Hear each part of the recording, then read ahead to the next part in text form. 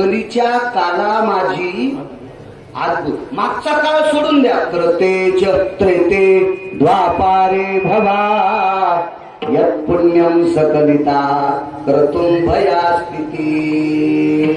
त्या काळात अधिकारी लोक होते, वागणारे अधिकारी, सगळेच अधिकारी. झाली असेल गोष्ट एखादी असू द्या, पण कलियुगामध्ये क्या बात आहे. बर सांगितलंय कोणी? गिरगावकर म्हणतो म्हणून का? ज्यानं ओरिजिनल शास्त्री पदवी केली त्यानं.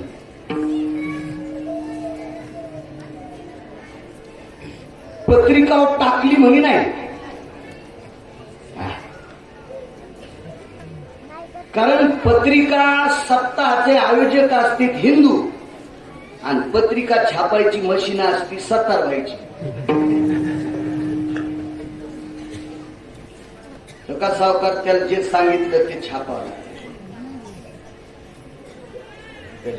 त्याला जे सांगितलं ते छापावं. हरिभक्ती परायण बाळू महाराज गिरगावकर गान सम्राट यानं भजन सुरू केल्यावर, गायन सुरू केल्यावर मसडा साखळ्या सोडायला. त्याला ही पदवी जर घ्यायची असेल कशाची कसोटी लागते? गौरवयासाठी स्वामी सेवेची कसोटी, स्वामी सेवेची कसोटी, स्वामी सेवेची कसोटी.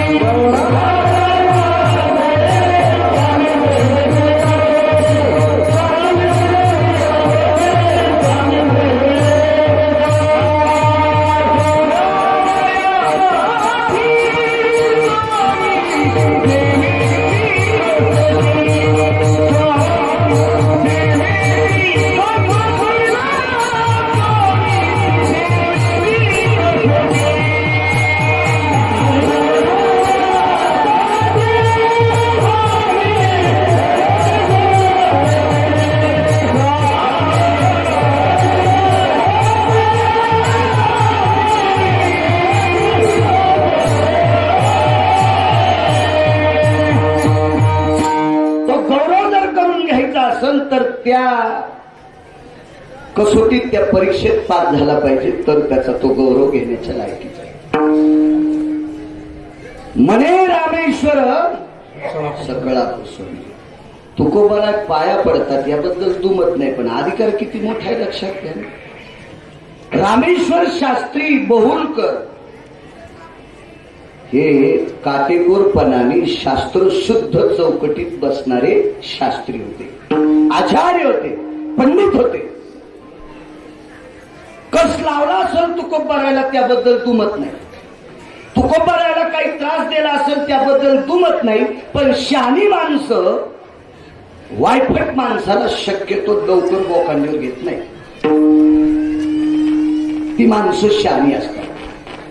तुकोबाराय रामेश्वर शास्त्री संस्कृत मधले आचार्य पंडित शास्त्री होते. त्यांनी विचार केले कोण तुकोबाराय? का लोकांनी इतकं उंच घेतला असेल, पण ज्या वेळेला रामेश्वर शास्त्रींना तुकोबारायचा अधिकार कळाला, माझी बाबा, त्या दिवशी रामेश्वर शास्त्री तुकोबारायची आरती लिहिण्यासाठी बसले.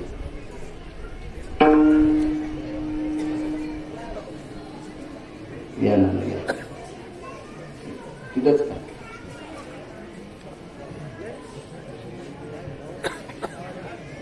ना ना इकून या, इथे या काकाजवळ या.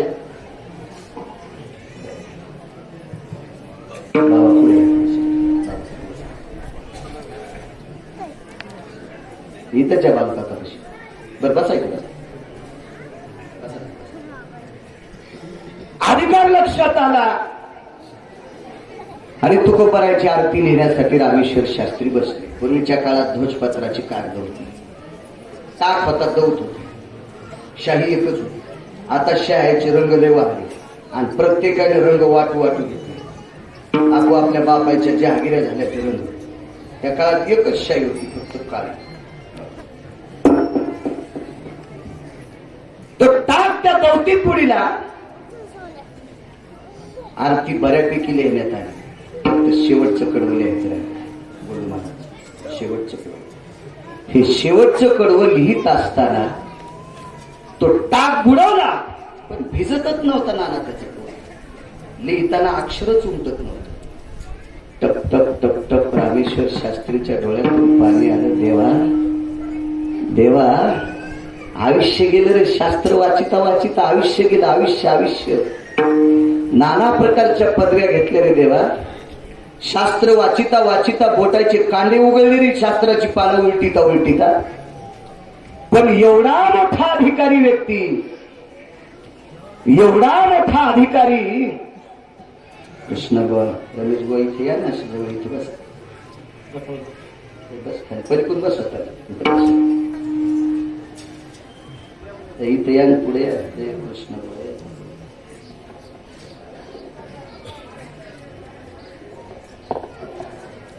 बस. शेवटच्या मंगलाष्टकाला आल्यावर असंच होत असते. विडाला विढाला विडा.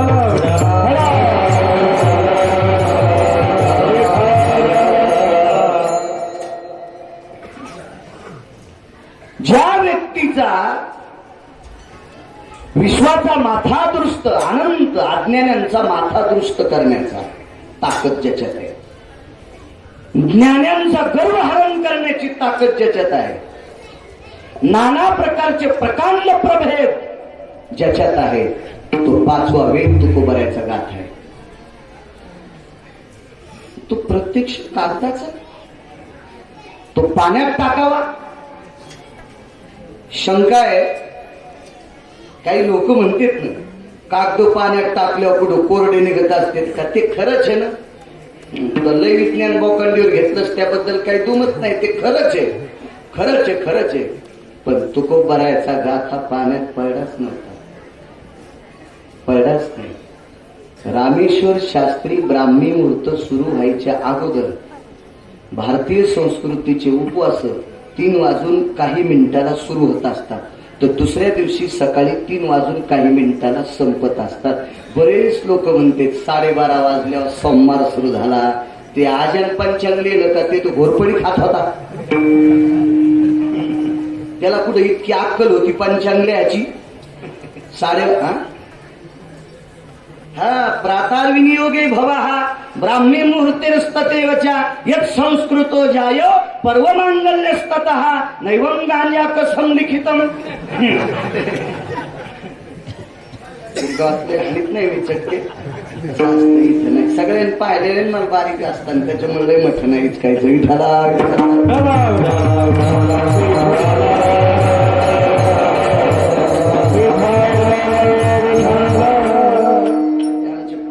म्हणत असते बाहेर कीर्तन करतात, तसं गिरगावात करीतच नाही. मी 2-3 कारण आहेत त्याचे. एक तर गिरगावात पाकिट नाही. ते म्हणले ते जाऊ बाबा. मी म्हणलं तरी होत नाही. नियम असतो, नियम. हे बा, मुलगी किती तापड असू दे, कुस्ती खेळणारी असू दे, पण सासऱ्याच्या पुढून जाताना वाकतच असते. नियम असते तसे. काही काही परंपरा असतात. आपण जुन्या माणसांना आपल्याला बघितलेलं आहे. लहानाच्या मोठ्याचा थापा आपल्या पाठीवर पडलेला आहे. बाहेर काय वाईट बोलतो असं काही विषय नाही.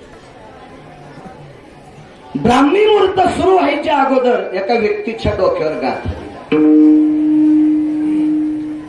तो गाथा पाण्यात टाकायच्या आधी पंढरपुरातल्या मालकाकडे भगवान शिवशंकर येत होते रोज सकाळी. त्रिशूळ डमरू घेऊन आला गिरिजेचा कांत. भगवान शिवशंकर यायच्या अगोदर भगवान उठले आणि आईसाहेबांना सांगितलं, लक्ष्मी जी उठ. काय काम आहे? अजून शिवजी आले नाही. ते आले नाही तर एक काम करायचं. काय? तुला देहूतल्या डोहात उडी टाकावं लागते रामराव भाऊ. देहूमध्ये एक डोह पाठीमाग मोठा इंद्रायणीचा डोह होता, त्याच्यात उडी टाकावं लागते. आईसाहेबांना सांगितलं, प्रभू काय बोलता? दुधाची घागर, दह्याची घागर, तुपाची घागर आहे, लोण्याचा गोळा आहे, पंचगव्य मध आहे, दळलेली साखर आहे. मला वेदाच्या घोषात रोज सकाळी स्नान घालतात आणि मला तुम्ही पाण्यात उडी टाकायला सांगता. लक्ष्मी, त्या पाण्यात तुकोबरायचा गाथा टाकणार. तो गाथा पाण्यात टाकायच्या अगोदर तुला तिथं उडी टाकावं लागेल. आईसाहेबांनी सांगितलं, देवा लक्षात घ्या, मी जगाची मालकीणी, जगाची मालकीणी, आणि माझ्यासाठी सगळेच बेजार येतात. कोणी जगाची मालकीण? लक्ष्मी. आणि अख्खं जग माझ्यासाठी बेजार आहे, अख्खं जग, अख्खं जग.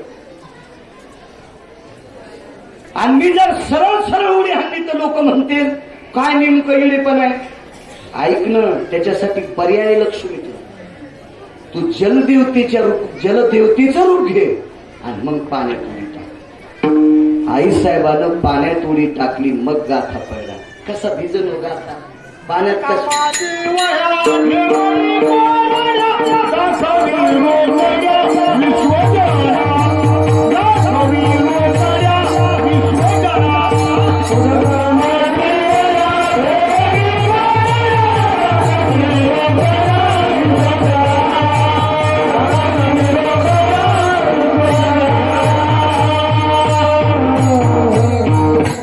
हृदयाशी गाथा धरला. 13 दिवसाच्या नंतर आईसाहेबांनी असा गाथा देऊन टाकला. तुम्ही बघा फोटो, लक्ष्मीच्या रूपात, जलदेवतेच्या रूपात एक स्त्री दिसते, तिच्या हातावर गाथा असतो. म्हणून विज्ञानवादी भोतडायला सांगतो, गाथा पाण्यात पडूच द्याला नाही. पंढरपुरातल्या मालकीने पानं भिजायचा काही संबंधच नाही. पंचनामा करी जा, मग ताण होत नसतो. पंचनामा नाही केला की ताण होत असतो. 7व्या अवतारात पंचनामा केलाच नाही, डायरेक्ट कोर्टात केस टाकली, जजनं न्याय द्याला. एक शूद्राचं पोरग भजन करतंय म्हणून 11 वर्षाचं ब्राह्मणाचं पोरग अयोध्येत मेलं, ते त्याच्या मामाच्या गावात मेलं. प्रभू रामचंद्रानं वशिष्ठाचं तीत काय केलं, त्या लावरस असे चित्र धरणारणीचं पोरग मारलं. म्हणून तर जगाच्या मालकाला 7व्या अवतारात लागलेला शाप 8व्या अवतारात मायबापाला सोडून 11 वर्ष 53 दिवस यशोदेची तर राहावं लागलं. पंचनामा नाही केला की लहान शरीर करीच करतो. माणसं सहजच उत्तर देऊन टाकते, सहजच. मूर्खपणाचं तो. रामेश्वर शास्त्रीने विचार केला, सहज जर टाक शिल्लक लागला एखाद्या जाग्यावर तर अक्षराचं बेअर्थ होत असतो, बेअर्थ. इतकं सुद्धा मला पुसता येत नाही, पानच बदलावं लागतंय. रामेश्वर शास्त्रीने कबुली दिली. आणि तुकोबरायचा गाथा 13 दिवस पाण्यात टाकून कोरडा निघतो. आणि एवढ्या मोठ्या अधिकाऱ्याची आरती येत असताना शाही संपत्ती इथपर्यंत असतं. शेवटचं कडवं येत असताना शाही संपत्ती. काय विद्वत्तेचं टोक किती असेल हे बाजूला फेकून द्या. पण तुकोबरायाविषयी रामेश्वर शास्त्रीची श्रद्धा किती होती ही तराजूत मोजा. साखळ्या तुटत्या, साखळ्या साखळ्या. ते रामेश्वर शास्त्री मान खाली घातली, आरतीचं पान धुयाला लावलं. आणि मग विचार सुचला, टाक मांडीत टोचला. जन्म म्हणजे मांडी, मांडीत टाक टोचला, टचकन रक्त बाहेर आलं. आणि त्या रक्ताचा थेंब, मला वाटते लाल रंग प्रेमाचं प्रतीक सांगितलं. इकडं इकडं इकडं पारमार्थिक क्षेत्रात पिवळं प्रेमाचं प्रतीक. भक्तीच्या टोकात, भक्तीच्या टोकात पिवळा रंग.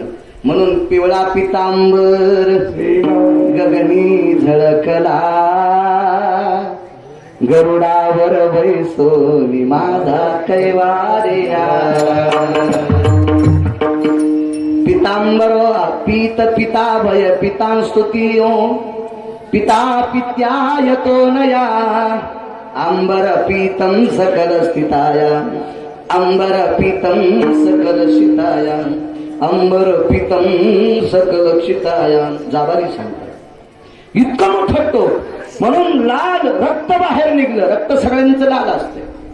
त्या रक्ताचा थेंब बाहेर आला आणि त्या थेंबानं शेवटचं कडवलेलं. Viva!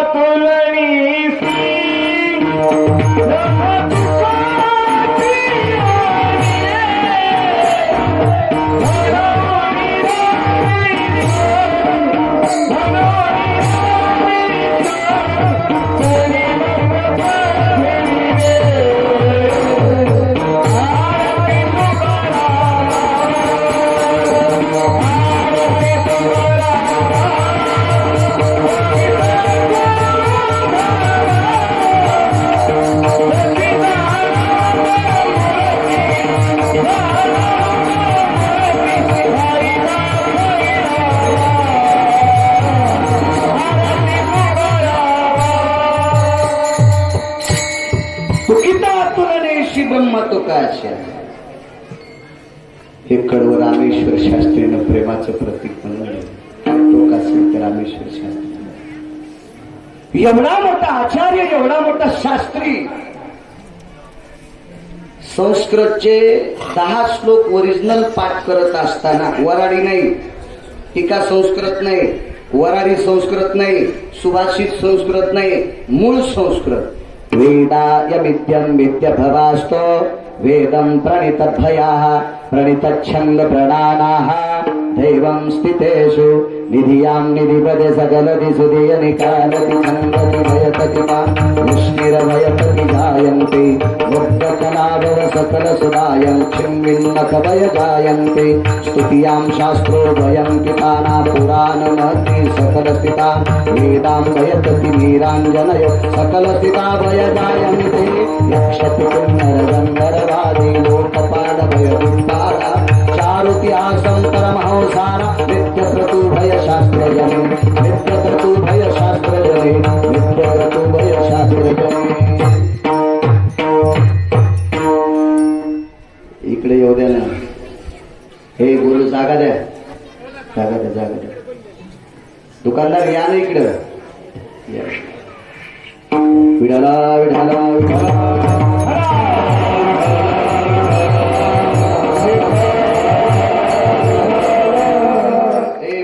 तुम्ही वाट्यावरले उठा ना रे, उठा गावातली माणसं.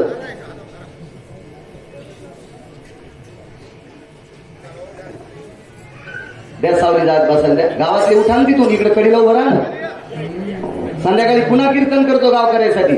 विठाला विठाला.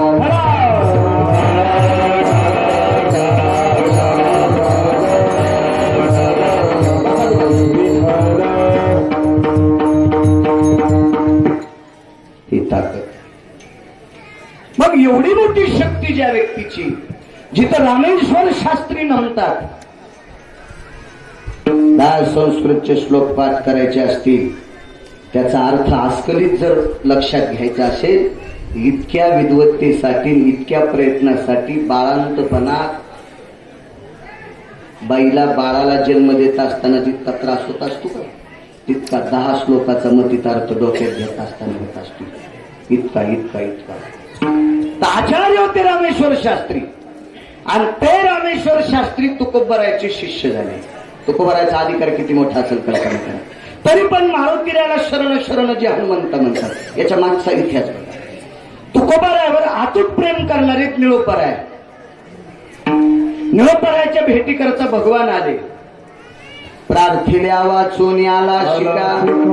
देवा बोलावलं नाही ना तुला, तुम्ही तुमच्या महिमेत राहा. निळा म्हणे आम्ही नुळ खोजी देवा, तुकयाचा दावा कैतस. देवा मी तुकोबरायला मानतोय. त्याला असं वाटतंय भगवंताने तुकोबरायला वरी जाऊन सांगितलं असं, महाराज निळोबराय तुम्हाला फार मानतात. त्या निळोबरायच्या भेटी करता पुन्हा तुकोबराय खाली. सांगा आपला गेलेला माणूस एखादा खाली येतो का? किती अब्ज खर्चिल्यावर, किती खर्व खर्चिल्यावर, किती निखर्व खर्चिल्यावर. अब्ज, खर्व, निखर्व हे आकडे आहेत पैशाचे. हे खरवण निखरवण आरबूज आपल्याला काय कळणार आहे? एकावर 18 शून्य दिल्यावर किती म्हणते सांगता येते का? डबल MA करणार आहे, ट्रिपल MA. एकावर 18 शून्य दिल्यावर काय म्हणताय नाही सांगता येणार. म्हणूनच आमचं शिजत आहे. विठाला विठाला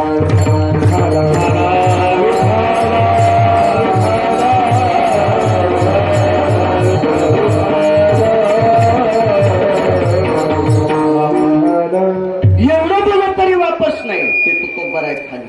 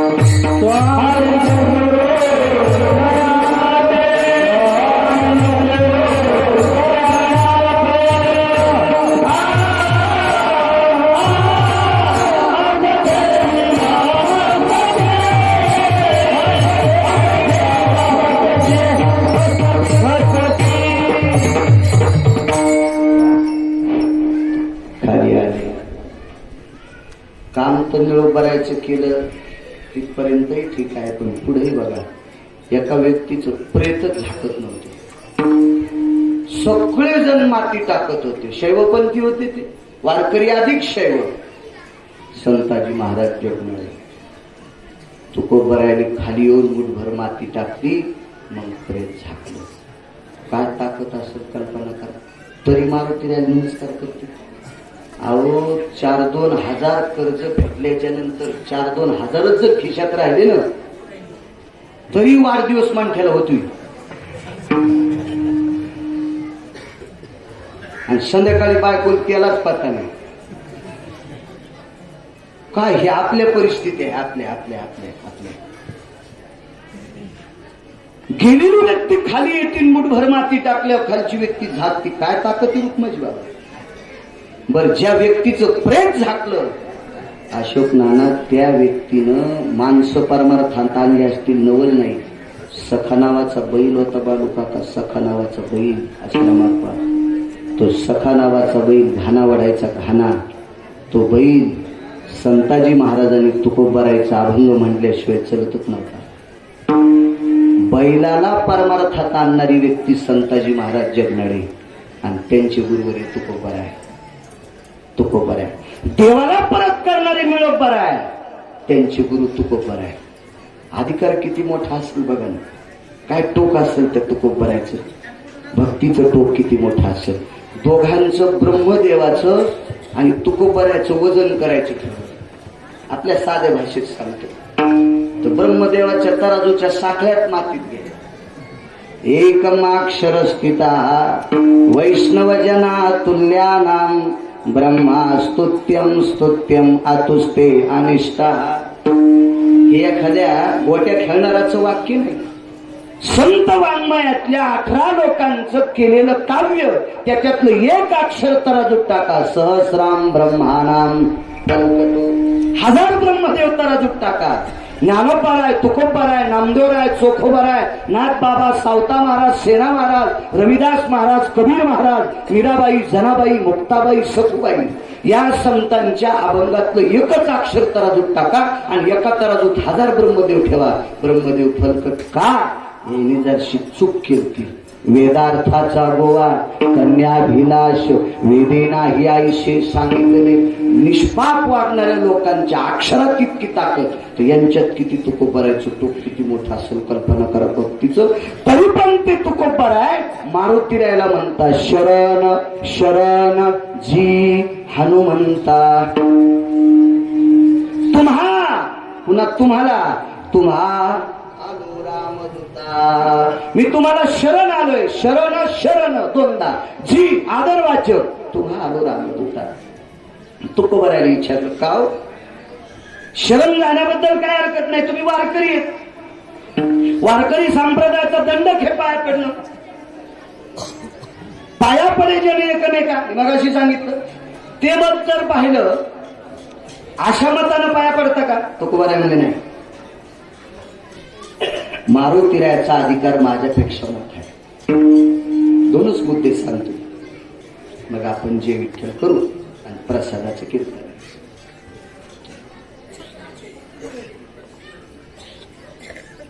सातव्या अवतारामध्ये लक्ष्मणजीला शक्ती लागली.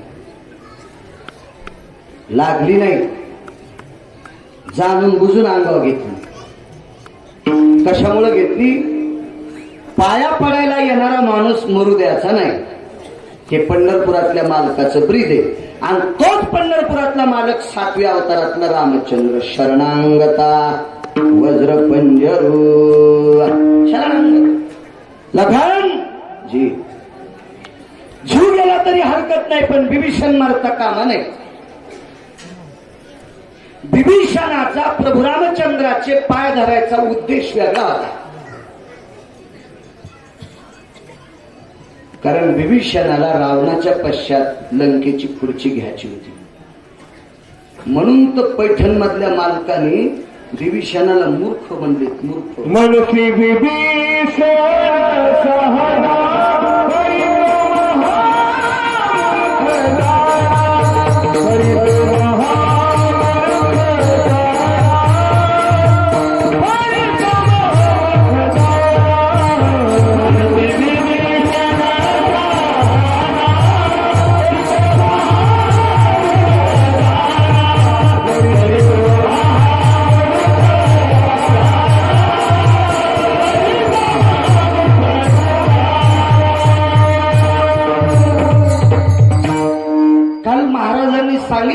निस्वार्थ भक्तीचं लक्षण. विभीषण स्वार्थी होता. पाय धरले लक्ष्मणाला उठिलं त्या खुर्चीवर बसिलं प्रभू रामचंद्रन. म्हणून रावणाला राग आला. मला सोडून तिकडे गेला कसा. त्याच्या सासऱ्यानं शक्ती आंदन दिली ती नरारी गुरु. लग्नात काय काय देत जाऊ हे अजून लय लोकांना कळलं. गॅस संगत द्यालेत नवरी ठोकून घ्यायला. मग ज्याच्या घरी चूल नाही त्याला पोरगी द्यायचीच कशाला. हा पहिला मुद्दा आहे का नाही. चुला असावं का नाही त्याची. गॅस म्हणजे आधुनिक पद्धतीची चुलेन हे देत असते का. त्यो पण मंडपात मांडलेला. त्यो मंडपातच गॅस फुटला. ही शिकपावणे मेले माग पेपरवर होत. म्हणजे काय देवा याच्या आकलीत नाही काय देवा. ती शक्ती आंदन दिली. आंदन शक्ती दिली. आणि रावणानं लग्नात आलेली आंदन शक्ती विभीषणावर सोडली. मारत लक्ष्मणजी समोर आले आणि विभीषणाच्या पुढे उभं राहिले. टंदिशी छाती. मारुतीराय शरण का गेले तर पुढे एकच मुद्दा.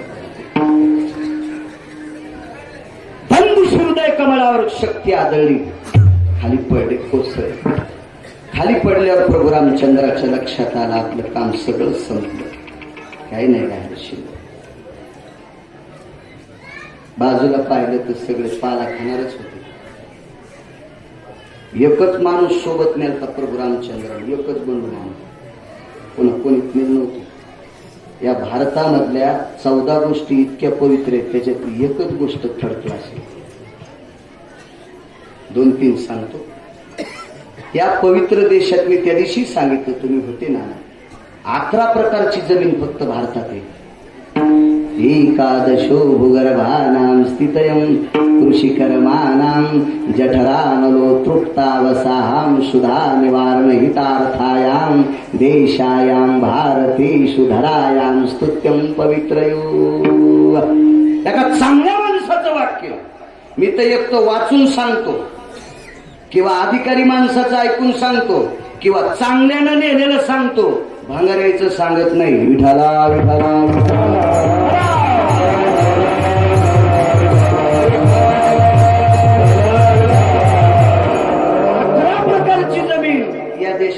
एकाच देशात फक्त 4 पद्धतीची जमीन सकस.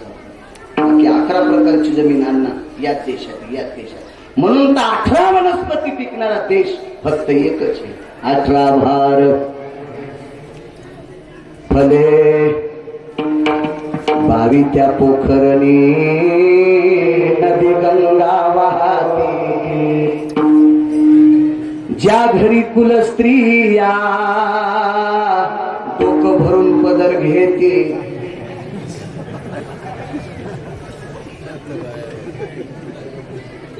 राज्य दुसरा वाक्य सांगतो मला.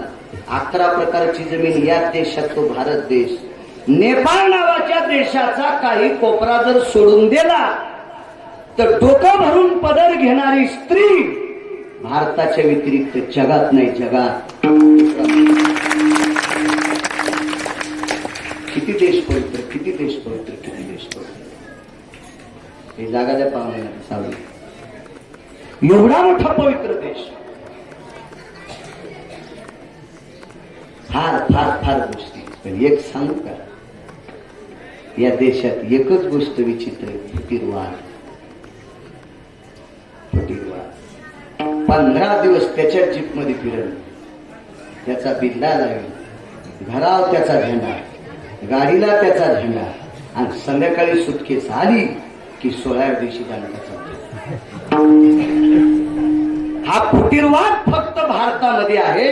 म्हणून प्रभू रामचंद्रांनी पाला खाणाऱ्या माणसा व्यतिरिक्त एकही माणूस नेला नाही. फक्त लक्ष्मण जर सोडून दिला तर सगळे पाला खाणारच मेले. वनीचे पाले झाडाचे पाला खाणार लोक. या आला या दादाराव इथं बसू द्या. आणणारा या पुढे या. विडाला विडाला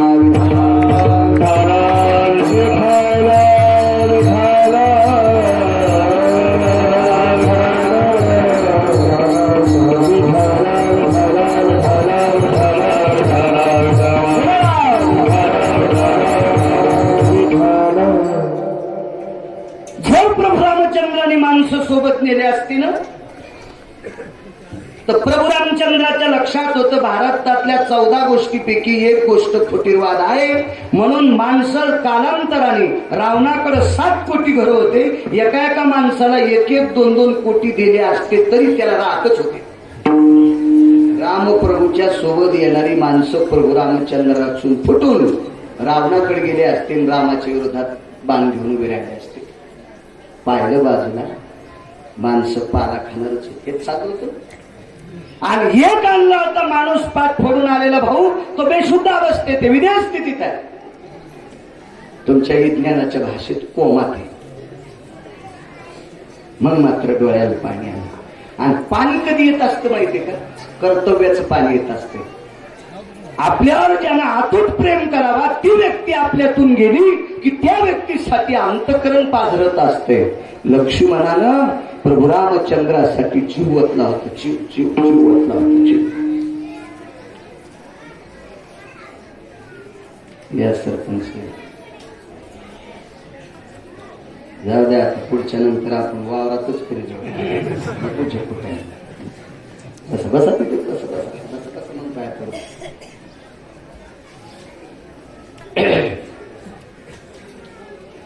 म्हणे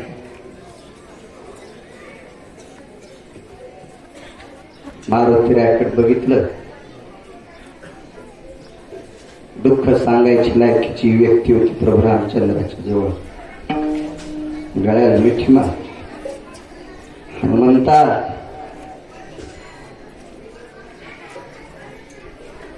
लग्न केलं याच्याकरता शीत सोबत आली, पण अरण्यात फिरत असताना बऱ्याच राक्षसांचा डोळा सीतेकडे होता.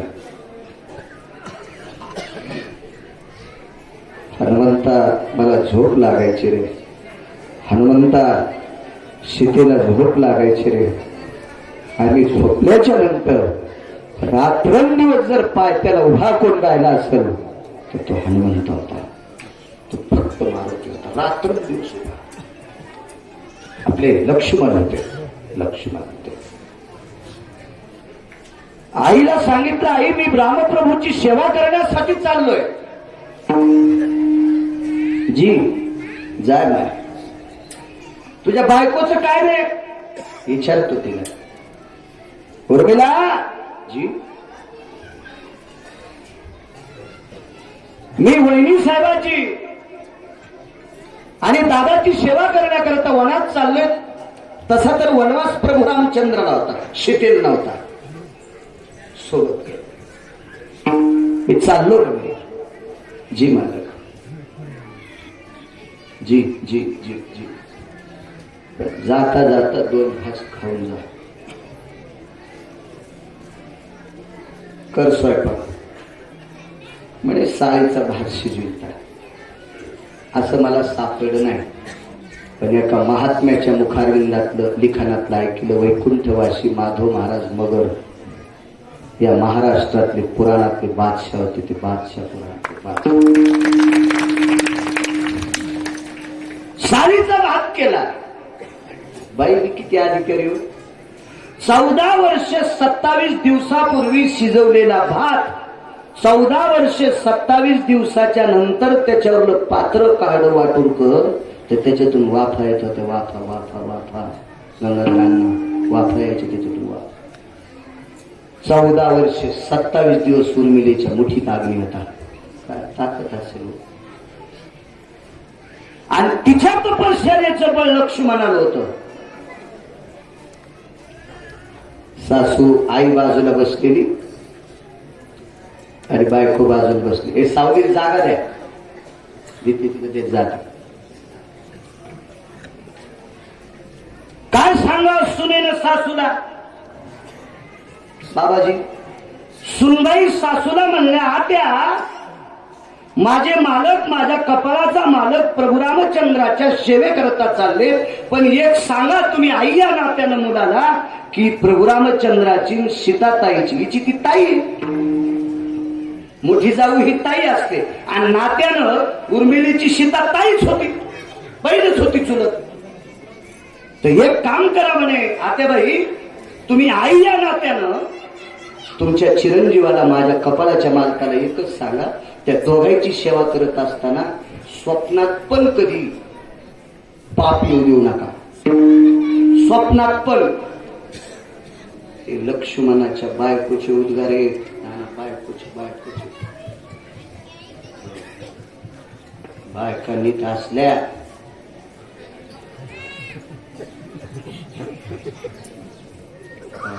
मी सांगितलं असतं पण गावात कसं असतं माहिती, बाहेर रेडीमेड कपड्याचं दुकानचं त्याला म्हणता येतो तू अंगाला शर्ट आलं तू घालायला, मी काय तुला शिवून आणलं नाही. पण इथं असं होऊ शकते मोहचीच किलो किती झालं असं मला कोणी म्हणत नाही, पण मीच जपतो.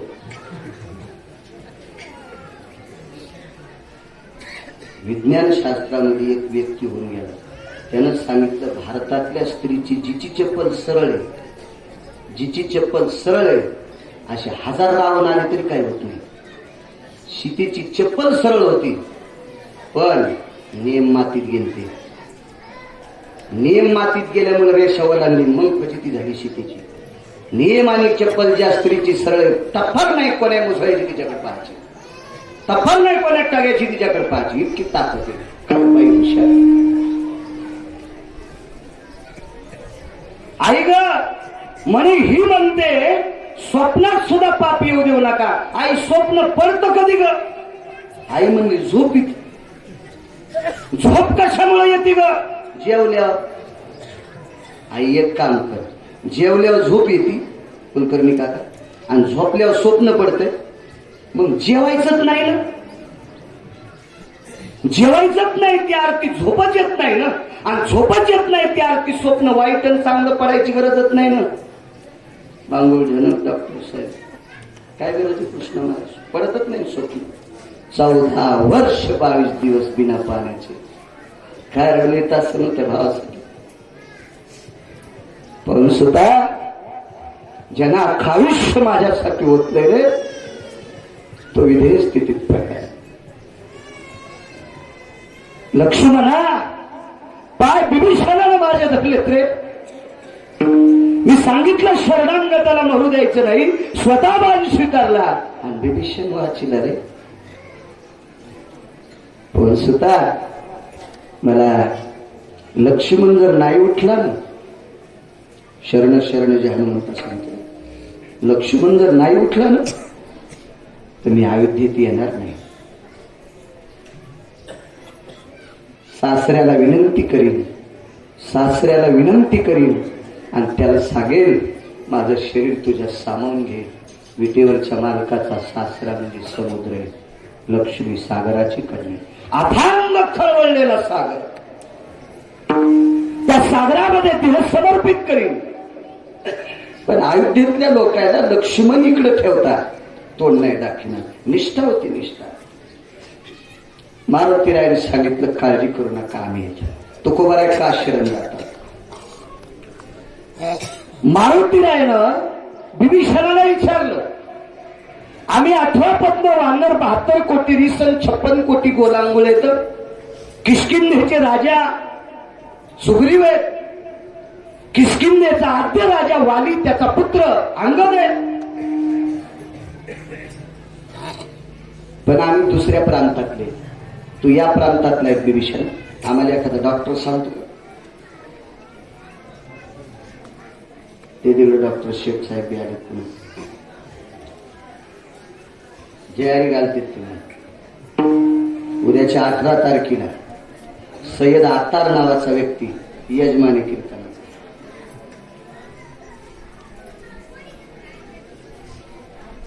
जाती पोरापोरीचे लग्न करण्यापुरते असते. केळी लावतीत कोणी देवदेवाला साधण्यावाल्याला केळी. तुम्ही हिंदूचे लावता, विकतात तुम्ही का? मला तर कळत नाही. गाड्या दिसली बाबू काका तुमच्या गावचे लोक सगळे अख्तर भाई, चांद पाशा, बिस्मिल्ला खा, रहीम हेच होते सगळे. मग तरी पण आपण एकादशीला त्याच्या हात लागलेले केळी खातो नाही. काकड्याच्या हात थोडाच घुसला माणूस खा. एवढंच काही समज नाही काय. वारकरी संप्रदायात यातायाती धर्म नाही विष्णू दादा निर्णय तो ऐसा वेदशास्त्री. हा कोणाही कुळात वैष्णव चांभार धन्य त्याची माता. वारकरीला त्याच्या आईला धन्यता दिली. हो का उत्तम चांडाळ त्याचे पायी माझ कपाळ. पंढरीचे वार करी त्यांचे पाय माझे श्री. उत्तम कुळातला एका चांडाळ वारकरी असा. विचारलं बिभीषणा आम्हाला काही माहित नाही. डॉक्टर सांगतात आमच्याच गावात ते येत नव्हता डॉक्टर. मारुतीला गेले दार वाजली तो ती बेल नसेल ना सर बेल बाबाजी अशी शेपटीने ती वाजली. आली बाई गाऊन घालूनच नव्हता तो गाऊन होच म्हणतात. मारुतीला 10 फूट तो मागच सरको. आई साहेब संन्याशी रात्री सांगितलं ना त्यागाचं प्रतीक पाचपोर बाबांनी. हे त्यागाचं बिंब. ज्यांनी कामाला विस्तू लावला ज्यांनी वासनेला विस्तू लावला म्हणून ही माणसं पूजली येतात. म्हणून ही माणसं वंदनीय आहेत. आपण भरकी माणसं आहे. भरकी माणसं आहे. प्रणाम केला आई साहेब. नमस्कार केल्यावर डॉक्टरीनबाईच्या लक्षात आलं इतकं काय भारीचं नसा. आल्या आल्याच पाय पडायला असंच असं त्या डॉक्टरीला वाटलं. ती काय डॉक्टरीन नव्हती पण महाराजाची बायको महाराजीने हरिपाठात अभंग कितीत म्हणली ती नव्हती. महाराजी फुकटच पडले. डॉक्टरची बायको डॉक्टरीन उलट्या झाल्यावर काय प्यावत म्हणली बेसी. पोलिसाची बायको पोलिसीन चोर धरल्यावर काय करावं म्हणले खिडकीतून काढून द्यावा. वा. गुरुजीची मास्तरची बायको मास्तरीन एक कितीत म्हणली 34.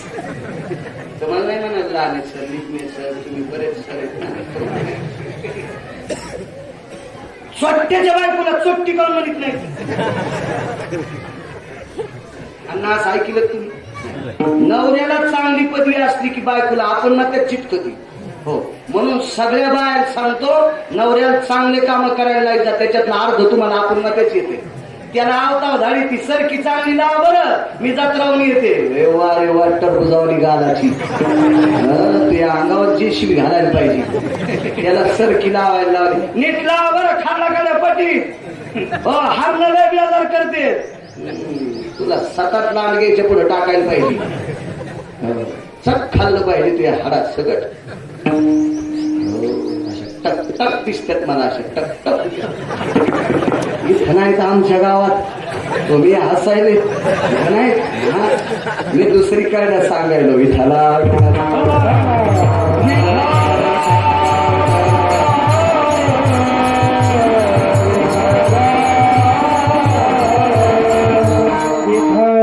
काय सांगायचं महाराज त्याला रान सुटतच नाही.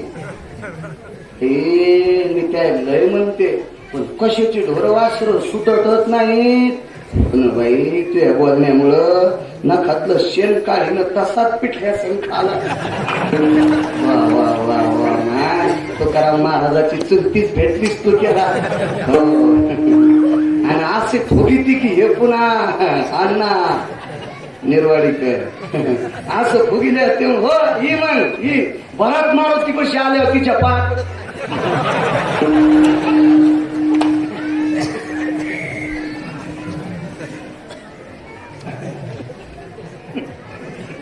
काय माय डॉक्टर साहेब वैद्य म्हणत होते त्या काळात. काका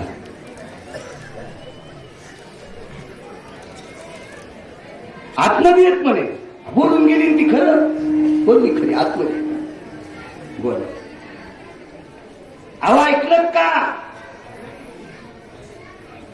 ए विवेक, अरे ऐकलंस का रे विवेक? तुमच्या बायका नाहीत बोलत असे, शेख साहेब तुमची बी नाही.